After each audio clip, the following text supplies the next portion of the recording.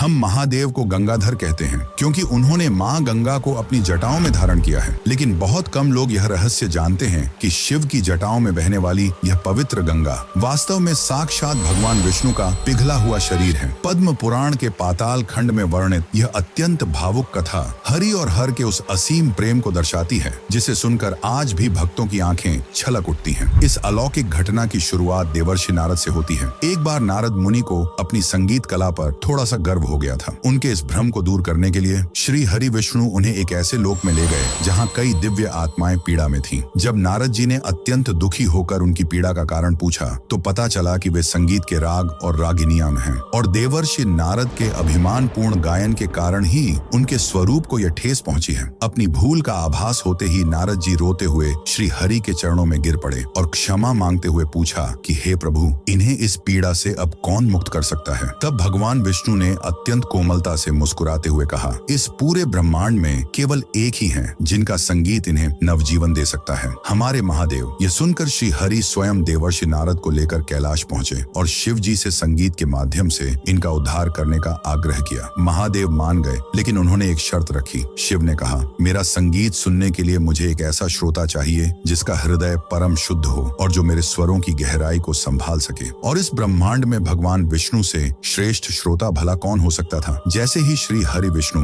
ध्यान में बैठे, महादेव ने अपनी आंखें बंद की और अपने कंठ से एक ऐसा अलौकिक और मधुर स्वर निकाला जिसने पूरे ब्रह्मांड को एक गहरी शांति में डुबो दिया। शिव के उस दिव्य संगीत में इतना प्रेम और इतनी गहराई थी कि भगवान विष्णु उस परमानंद में पूरी तरह लीन हो गए। संगीत के उस चरम सुख में भगवान विष्णु का शरीर प्रेम भाव से द्रवित होने लगा। वो साक्षात पानी की तरह पिघलने लगे। सृष्टि को असंतुलन से बचाने के लिए परमपिता ब्रह्मा जी तुरंत आगे आए और उन्होंने श्री हरि के शरीर से उत्पन्न हो रहे उस परम पवित्र जल को बड़े ही आदर के साथ अपने कमंडल में धारण कर लिया। भगवान विष्णु के उसी द्रव स्वरूप को हमारे शास्त्रों में द्रव रूपा और विष्णुपदी कहा गया है, जो कोई और नहीं, हमारी परम पावन गंगा माता है। यही कारण है कि जब सदियों बाद माता गंगा धरती पर आई तो उनके वेग को संभालने के लिए स्वयं महादेव ने अपनी जटाएं खोली। शिव के संगीत से जिनका जन्म हुआ, उन्हें शिव ने ही अपनी जटाओं में धारण कर गंगाधर नाम पाया। यह इस बात का सबसे बड़ा प्रमाण है कि हरि और हर अलग नहीं है। विष्णु का जल रूप शिव के शीश पर विराजमान है, इसीलिए गंगा जल कभी खराब नहीं होता। हरि और हर के इस असीम प्रेम को दर्शाने वाली पद्म पुराण की यह कथा